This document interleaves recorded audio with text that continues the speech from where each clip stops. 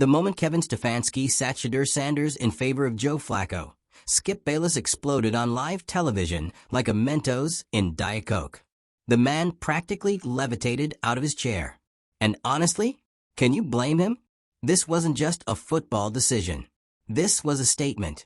A slap in the face to swag, to legacy, to the entire Sanders empire.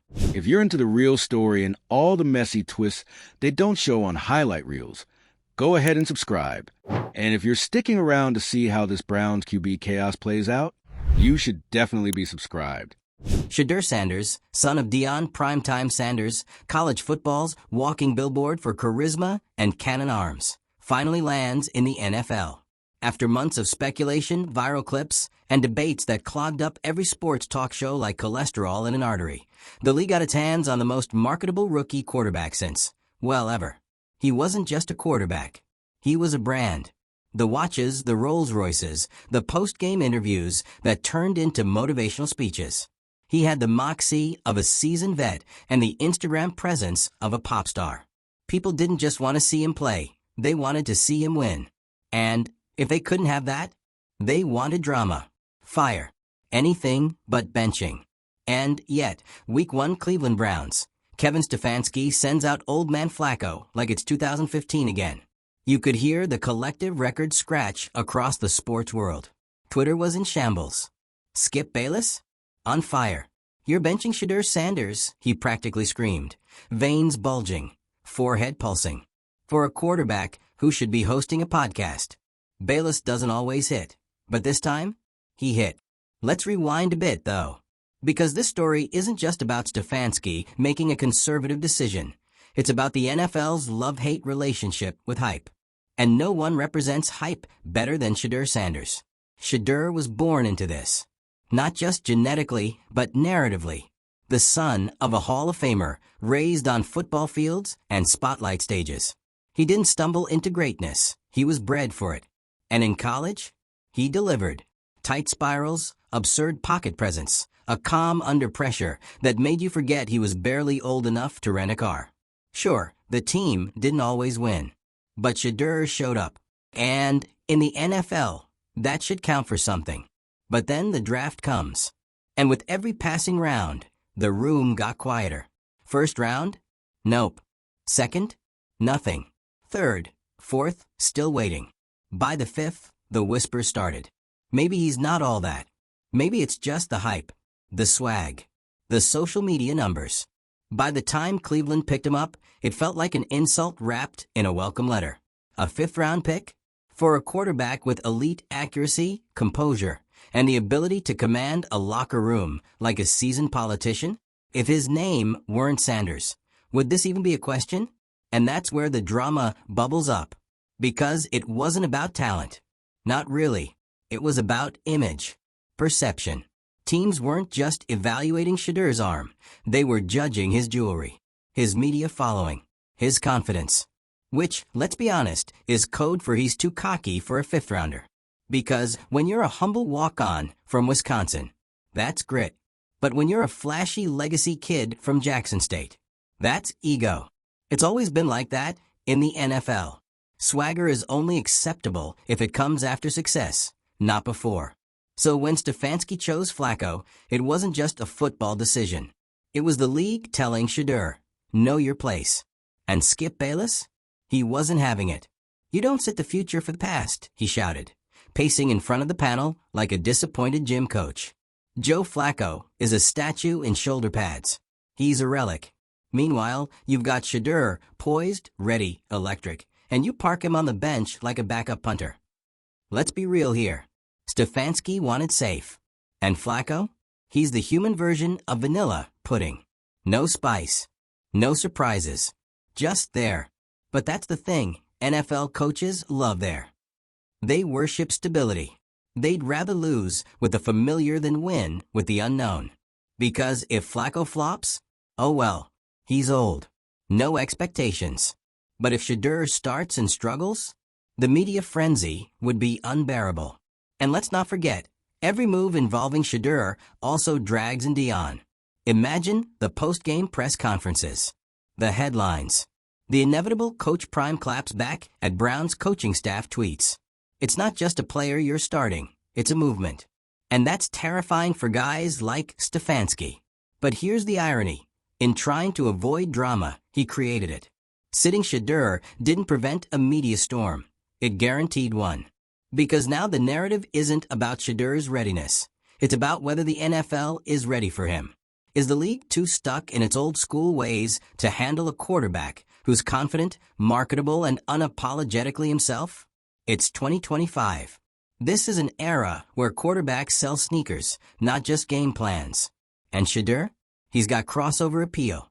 He's a walking endorsement deal. Sitting him isn't just a football move, it's a business blunder. And speaking of business, don't think for a second that Jerry Jones wasn't watching all this with a grin and a checkbook. Rumors of a trade to Dallas? They're not just smoke. That's pure Jerry. A legacy team chasing a legacy kid. You can already see the commercials. Shedeur in a Cowboys jersey, walking into AT&T Stadium like it's a runway. That's not just hype. That's money. The Browns? They may not care. But the league should. Because this isn't just about Shedeur. It's about a new generation of quarterbacks who know their value, who come in with followings, brands, and expectations. And the NFL?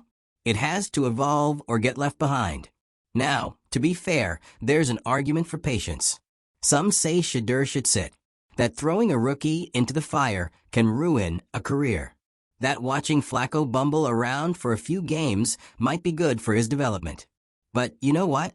That sounds great on paper, until you're losing 17-3 in the third quarter, and the fans start chanting his name like it's a ritual. You can't contain that pressure forever. And Shedeur? He's built for it. He's not some wide-eyed rookie terrified of the big stage. He's been under a microscope his entire life. He's got the mental toughness, the calm, the grit, yes, grit, to weather bad games, media firestorms, and Monday morning quarterbacks. That's why this whole thing feels like a missed opportunity. Not just for the Browns, but for football fans. We didn't tune in to watch Flacco fumble through another half-retired season. We came for the show. And Shedeur? He is the show. But instead of letting him shine, the Browns dimmed the lights. And Skip Bayless? He just said what everyone was thinking. So what happens now? Well, Flacco will start until he doesn't. The Browns will try to tread water. The media pressure will keep building. Every loss will be followed by louder chants for Shedeur. Every interception Flacco throws will be a mini scandal. And eventually, they'll have to put him in. And when they do, he'll either rise to the moment or flame out gloriously. But at least he'll be playing. At least we'll know. Because the real crime isn't failing. It's not even trying. In a league that worships the word elite, Shedeur might not be there yet, but how can we ever find out if he's holding a clipboard?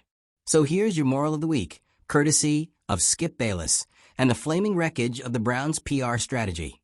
If you've got a Ferrari in the garage, stop driving the minivan. And if you're Kevin Stefanski, maybe think twice before benching a kid who has the internet, the media, and possibly the Dallas Cowboys behind him. Because in today's NFL, talent is important. But brand? Brand moves mountains. Now tell me, would you have benched Shedeur? Drop a comment, hit subscribe, and stay tuned. Because if you thought this was chaos, just wait until Jerry picks up the phone. Let's say you're Kevin Stefanski. You're coaching a team that hasn't had a stable quarterback situation since, what, the Cold War? The fan base is permanently on edge. Your playoff hopes are duct taped together with Joe Flacco's aging ligaments. And now you've got Shedeur Sanders, literal walking potential, sitting on your bench like a shiny toy you're too scared to unwrap. So what do? Apparently nothing. You play it safe. You roll out the fossil. And the second things go sideways, that decision becomes your legacy. Because here's what nobody in Cleveland wants to say out loud. Shedeur is the future, but he's also the threat. He's not just pushing for a spot. He's pushing for everything. The attention, the leadership, the identity of the team. And that terrifies people like Stefanski. Why? Because letting Shedeur cook means handing over the kitchen. It means stepping out of the way and letting a rookie run the show. And when that rookie has Deion Sanders' DNA and half of social media following him like a parade, yeah, that spotlight gets hot. Let's talk about the elephant in the locker room, Deion. Or as NFL execs probably call him behind closed doors, the parental advisory warning. Coach Prime didn't just raise a football player. He raised a phenomenon. And that phenomenon comes with expectations. Shedeur doesn't just want to win. He wants to dominate, to inspire, to build a legacy. And more importantly, he wants to do it his way, his timing, his style, his brand. That's not your typical fifth-round mindset. And that in the NFL is where things get complicated. Because the league has a type and Shedeur ain't it. They want their rookies quiet, humble, grateful just to be here. They want you shaking hands, learning the playbook, smiling politely behind the clipboard for 2 years before you're even allowed to look confident. Shedeur? Nah. Shedeur came in ready to lead, ready to win, ready to wear his own merch in the post-game pressers. And that confidence? That rubs a lot of old-school football minds the wrong way. So instead of embracing it, they suppress it. But you can't bench charisma. You can't silence ambition. All you do is build pressure. And let's be honest, we are this close to a quarterback controversy that'll turn Cleveland into a soap opera. It's not just fans clamoring for Shedeur anymore. Players notice. The locker room feels it. That kind of energy? It's contagious. And if the Browns start 1-3 with Flacco throwing hospital balls across the middle, you can bet the whispers become shouts. Because what are we waiting for? He's taken hits. He's shown poise. He reads defenses like it's game film 101. And yet, still benched? What more do you want? A sacrifice to the football gods? Now, let's not act like Shedeur doesn't have things to learn. Of course he does. Every rookie does. But he's not some raw project from a no-name school. He played under prime time, on national TV, under scrutiny, with expectations. And he delivered every single time. Let's talk mechanics. His footwork, clean. His release, tight. Decision-making, better than half the quarterbacks starting on Sundays right now. And yeah, he took sacks in college. But not because he panicked. Because he refused to throw dumb picks. He'd rather eat the play than force a turnover. That's not indecision, that's maturity. So if the mechanics are there, the poise is there, the leadership is dripping off him. Why isn't he starting? Simple. Because starting Shedeur means putting the NFL's hypocrisy under a microscope. You want stars. You want ratings. You want personalities. But the second someone walks in the door, already with those things, you get scared. You want them humbled first. You want to break them in. You want them to earn it the hard way. But why should Shedeur have to prove he's worth believing in, when every indicator says he already is? What this whole thing really boils down to isn't readiness, it's control. NFL teams love control. They want to mold you. Own your arc, write your eyes. But Shedeur showed up with his own pen, his own narrative. And you could see it in the way the league handled his draft. They didn't just pass on talent, they punished independence. They punished swagger. They punished a young black quarterback who walked in like he belonged. And if that makes you uncomfortable, good. Sit with it. Because this isn't just about Shedeur, it's about the system that's still trying to define what a franchise quarterback should look like. And Shedeur? He's rewriting the script. Which brings us to the part no one wants to say out loud. Marketability. Don't let anyone lie to you. NFL decisions are business decisions. Playing time, trades, even draft position. It's all filtered through a lens of money. Who sells tickets? Who moves jerseys? Who boosts your brand? And guess what? Shedeur sells everything. But instead of leveraging that, the Browns are letting him gather dust. And for what? So we can watch Joe Flacco wobble through another 3 and out like it's a retirement ceremony? Let's call this what it is, an economic error. The NFL isn't just competing on the field anymore. It's competing on TikTok, on YouTube, in streaming wars. Every team needs a face, a star, a story. Shedeur could be that. And instead they benched him. Let's talk Dallas for a second. Because if you think Jerry Jones hasn't been circling this whole situation like a billionaire vulture in a 10-gallon hat, you don't know Jerry. That man smells opportunity like blood in the water. Dak's on thin ice. The Cowboys are one meltdown away from a quarterback search. And Shedeur? In a star helmet? That's not just a football move. That's a cultural event. Can you imagine the rollout? The marketing campaigns? The interviews? The headlines? Jerry doesn't need a quarterback. He needs a spectacle. And Shedeur? He's box office. If Cleveland doesn't wake up soon, they're going to lose a future star to a team that knows what to do with one. Because say what you will about the Cowboys, they never shy away from the spotlight. And Shedeur? He belongs in the spotlight. So let's circle back to the benching, to the decision that turned heads, lit up talk shows, and gave Skip Bayless his best rant in years. What Stefanski did wasn't just cautious, it was cowardly. It was the kind of decision you make when you're coaching not to lose, instead of playing to win. You think Andy Reid would have benched Mahomes his rookie year if he saw this kind of fire? You think Sean Payton would have benched Shedeur if he still had him in Denver? Hell no. Because real coaches see it. They don't wait for the perfect moment. They make it. And Stefanski? He blinked. So now we wait. We watch. We listen for the chance to get louder. Because they will. Whether it's week 4 or week 7, Shedeur's debut is inevitable. The media storm is too strong. The fan demand too loud. And the quarterback carousel too shaky to keep ignoring the obvious. When it happens, it'll be glorious. Or catastrophic. Or both. But at least it'll be something. Because this league wasn't built on silence. It was built on spectacle. And Shedeur? He is the spectacle. So go ahead. Bench him if you want. Let him simmer. Let the legacy grow restless. But just remember, pressure makes diamonds. And when Shedeur finally hits that field, you're either going to see brilliance or regret.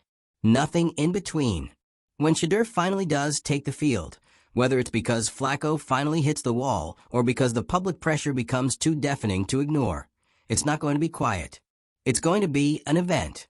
We're talking pre-game hype like it's a pay-per-view boxing match.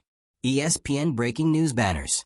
Sideline cameras catching every twitch of his jawline like it's a soap opera close-up. There'll be drone shots of the stadium. TikTok edits of his walk from the tunnel. Fans in custom Sanders jerseys screaming like it's a concert. The NFL lives for this kind of moment, and the Browns are sitting on it like it's a firecracker they're too scared to light. But eventually, someone will strike the match. Now here's the delicious irony. If Shedeur goes out there and crushes it, if he throws dimes, commands the offense, maybe even runs one in for the drama, it's not just a win for him. It's a public indictment of every coach, scout, and GM who let him slide to the 5th round.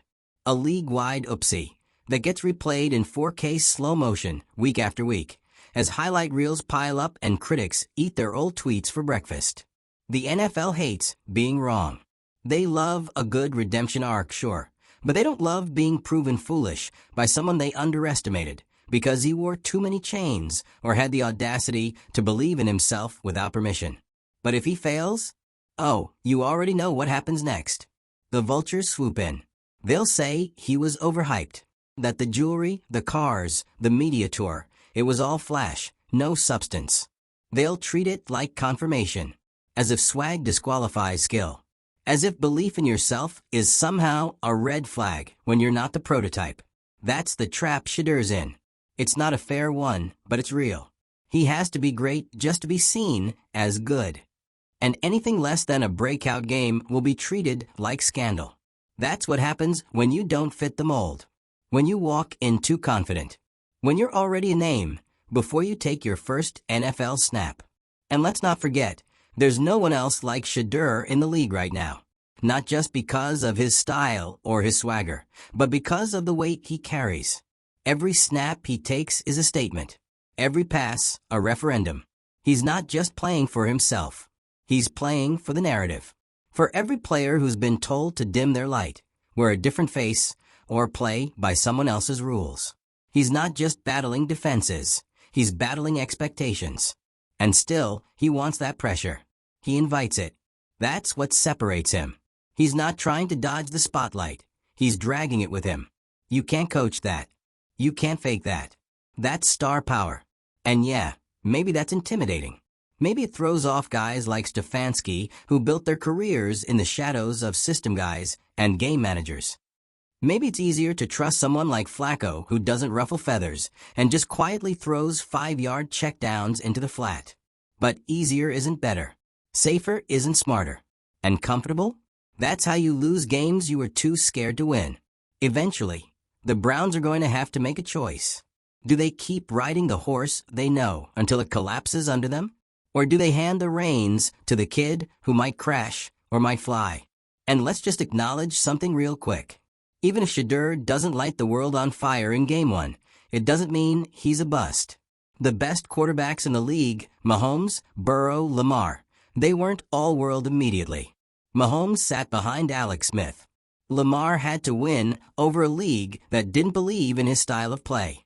Burrow lost more games than he won his rookie year. Development is not failure. It's process. It's growth. But we live in a world where Twitter declares players overrated before halftime.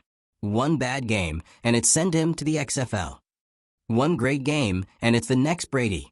That's the pressure cooker Shedeur's walking into. And somehow he's still cool. How do we know? Because while the internet loses its mind over his benching, Shedeur's not melting down. He's watching, learning, posting cryptic quotes on Instagram, staying present without begging for attention. That's emotional intelligence. That's maturity. That's leadership. He's not storming into Stefanski's office demanding the starting role. He's not leaking rumors or doing burner tweets. He's playing the long game. And when his number is called, he'll be ready. Because Shedeur's not just betting on his arm. He's betting on his journey. On the fact that greatness, real greatness, doesn't need to be rushed. It just needs to be given a chance. And for a kid who's already survived the weight of expectation, the media circus, and the NFL's most brutal introduction, being benched isn't the end of the story. It's the prologue. So here's your final thought. The NFL loves a success story. But what it loves even more is a comeback. A breakout. A moment that turns the stadium into a movie set. And whether Kevin Stefanski likes it or not, that moment has Shedeur Sanders' name written all over it. So sit tight, Cleveland. Because you can only keep a star in the shadows for so long. And when he finally steps into the light, it's not just going to be a game. It's going to be a show. And now it's your turn. Who's right here? Is Shedeur better off sitting and learning behind Flacco? Or did the Browns just fumble the future? Sound off in the comments, hit subscribe, and buckle up. Because whether it's in Cleveland, Dallas, or anywhere else with a functioning offensive line and a bit of guts, Shedeur Sanders will have his moment. And when it comes, you'll remember exactly where you were.